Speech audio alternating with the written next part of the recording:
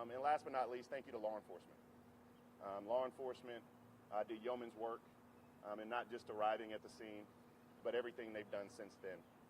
The reason we're here today is because the Chabba family just wants individuals to know their heartfelt sense of gratitude, but also we're asking for a thorough and transparent investigation. We believe that that's necessary for healing. We also believe that that's necessary so that incidents like this do not happen, not just anywhere else in the state of Florida, but anywhere else in this country.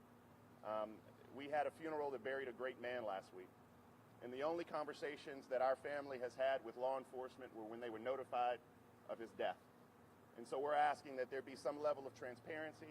We're asking that there be thoroughness so we can find out the what, the when, the why, and the how this occurred. We'll take questions at the end of this. I'm going to allow Mr. Bannister to come up and speak, but the only thing I ask of the media today is to not mention the shooter's name. We are not in the business of lifting up people who cause that type of harm and damage to our communities. If there are any names you want to lift up, please lift up those who were murdered that day and those who were injured. Mr. Bannister. Thank you. My name's Jim Bannister, and I, along with my co-counsel, represent Tiru Chabba and his family. Last week, he was laid to rest.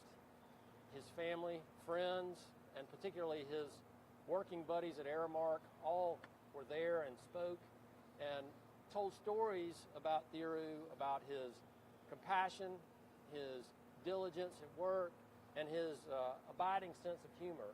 And underlying that funeral was questions about why and what happened. The Chabba family has realized that there's a mourning period that will really never end. They will never get over missing Tiru. He won't be there to see his children graduate from high school. He won't be there to see them marry, to have his grandchildren, and he won't be there with his loving wife to grow old with her as they had planned.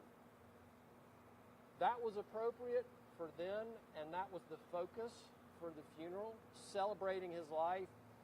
But now it's time to try to get some answers to the why and the what.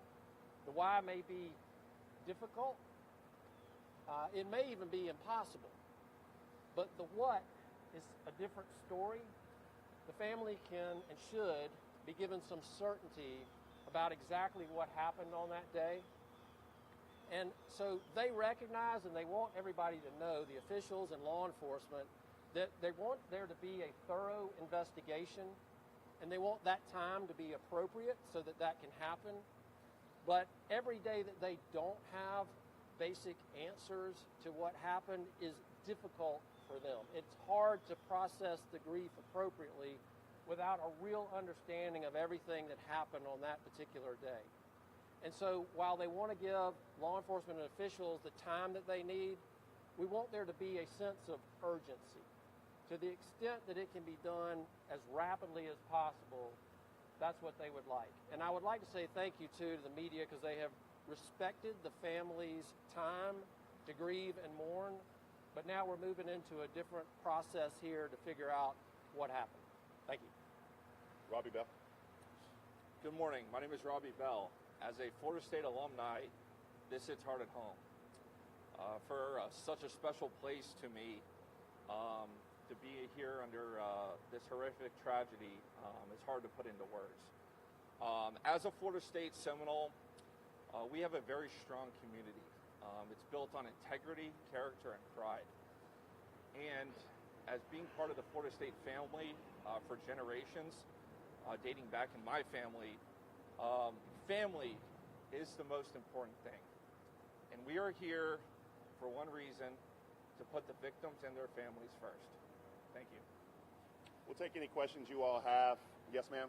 What gaps and concerns do you believe exist in the current investigation? We're not sure, mainly because our family and many of us have been kind of left in the dark in terms of what's happening. I will tell you this, Florida State University, Aramark have stepped up. We're not here to cast any aspersions on the university or their leadership. They were gracious enough to give us this space. They showed up at the funeral, which means a lot to the family. But we are asking, and this happens sometimes, either intentionally or unintentionally, anytime you have law enforcement investigating other law enforcement, sometimes things don't necessarily go as they should. And so we want there to be a watchful eye. And we know the governor wants answers. We know that the Florida Department of Law Enforcement wants answers. We just want there to be a little sunlight in the process. Good morning. Despite FSU's cooperation so far, if and when there's litigation over Mr. Chabba's death, will Florida State naturally be a defendant in any legal action? Can you talk about that at all? I don't know the answer to that question. Like Mr. Bannister said, it's a lot of questions that we still have remaining. My hope is that this is my hope, my sincerest hope, is that we're able to work together to make these families whole and provide whatever remedies possible without necessarily being antagonistic, without being adversarial. I'm not here for that today. I know there is a great deal of expectation when you have a civil rights lawyer come to town. There's going to be some flame throwing and some rock throwing, but I think that Mr. Bell stated best that this is about family, and we're hopeful that we can have some conversations down the road that may not prove to be adversarial. I'm just not sure yet because we don't have answers to those basic questions. I have a question about Mr. Chabba, if I may. Can you talk a little bit about why was he here at Florida State on that day, and how often did he come here, and why? So Mr. Chabba and his family, they reside in Greenville, South Carolina, and he works for Aramark Corporation. And he was here on business. He was here representing Aramark, and this was the second time he had been down in recent months. Aramark had been a vendor with Florida State for a while, and they were in the middle of negotiations for some continuing business concerns. So it was a little bit happenstance that he was here on that day in this particular location. Yes, ma'am. I was going to ask you, so is there still no indication yet from police about a motive for this? No, we don't have any answers. I think that you guys have seen the same reports. I mean, a lot of things that we've seen have come from the media. We don't have any insight that you all don't have. No motives. I mean, that's the family wants to know why. As you can imagine, losing a father, having children, and you can't explain why. When your dad goes on a work trip, they're supposed to come home, and so we want to get those answers. And the Florida legislature is in session now. There are a number of gun-related bills that appear to be dead at this point, but I'm curious if the family has weighed in on any gun control proposals that Florida is looking at, whether it's campus carry or lowering the age to get weapons. Yeah, as much as the push and pull in me is telling me to get involved in that political debate, the family is not going to leave the politics to the legislature. And so I think one of the things that we can do is be instructive. It's a word we learned this morning, because we want to make sure that we prevent this from happening on the campus of Florida A&M, University of Miami, Bethune-Cookman. I think that there should be some initiative to make sure that our campuses are safe and secure. We need to understand who the shooter was. We need to understand his background. We need to understand what the university knew about who the shooter was in their background. We need to know what Tallahassee State Community College knew about his background. We need to know about his interactions with law enforcement. Were there any interactions with law enforcement? We need to know about his interactions in the Child Protective Services arena. So those are a lot of the questions that we just need to find some answers to. But the politics, we're not here for that. As I started, I just wanted to give a huge shout out to Ron DeSantis. We can argue over immigration policy later, but right now we're just trying to make sure this family heals. Would you be looking at Leon County Sheriff for any culpability in the situation being with the weapon? I don't have that answer yet. The question that I would ask you to ask is, how did this weapon get in the hands of this young man? And if we're able to figure out that, then we can go back. And that was kind of my question. In the interest of transparency, what kind of information are you looking for about the alleged shooter, about his time with the Leon County Sheriff? Well, I'm going to let Robbie chime in here as well, but one of the things we want to know is where he got the gun from, how he got the gun, those type of things. Should he have had the weapon? I believe that there are good laws on the books about people who have diagnosed mental health issues. Was there a diagnosis, those type of things? But I'll let Robbie chime in too. Yeah, all I have to say is difficult questions require difficult answers, and that's what we're here for, to try to help solve some of these questions that are remaining. So there's still a lot to be investigated. We're going to handle our investigation with the utmost professionalism, and hopefully we'll help the families and the victims find some answers here. Yes, ma'am. What would justice look like for the Chabba family? Great question, but I like to be intentional in my words. Justice for the Chabba family is Tiru with his family for holidays. Justice is him picking his kids up from daycare. Justice is him sitting around the dinner table.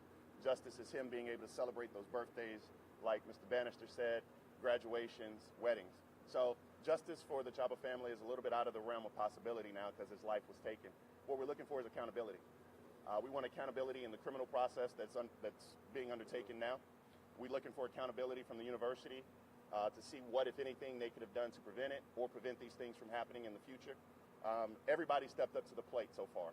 And we just want that transparency so we can answer the questions that you all are all asking. I mean, it's cool to ask us these questions, but the people with the answers simply, they're not, we want to know, they're not here. We'll do a couple more because I'm now feeling like I'm in Charleston, South Carolina, and under my shirt is now sweating. Can I follow up on that just briefly? Because I think justice definitely does not look like the canonization of the perpetrators of violent crimes. And I think too often that the victims are left with a feeling like the focus has become all on the perpetrator of the crime, that they are then touted in the media, they become famous, and that would simply not be appropriate in this situation.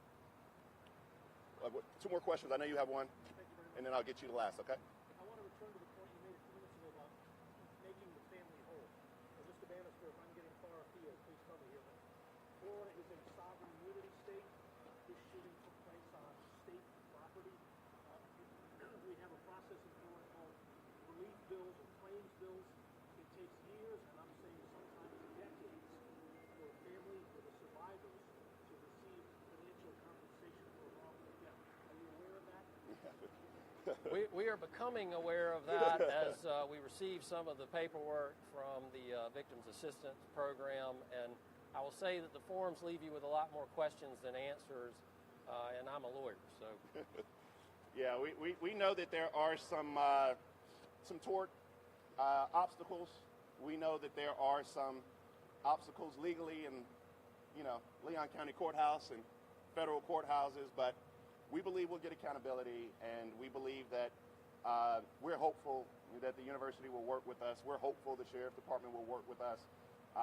And again, we don't anticipate any adversarial relationship, and that's not why the family sent me down here, and that's not why I'm here today. Last question, and then we can answer some individual questions if you have them.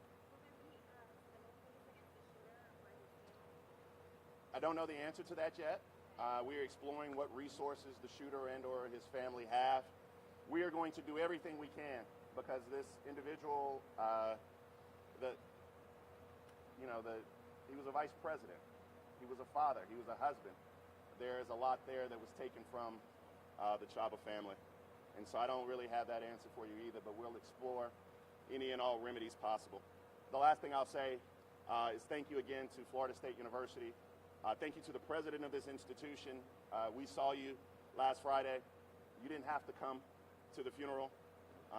You could have sent a big delegation or made a big hoopla outside, but you just wanted to come and be a part of that celebration in this particular community at this particular time. And so there's a great deal of thanks that the president deserves. Thank you to the governor. Thank you to law enforcement. We just want a transparent, open investigation. A little sunshine never hurt anybody. Thank you, and God bless the great state of Florida, the state of South Carolina, and God bless all of you all. Thank you. Thank you. I wish we could walk inside, but now we have to do that.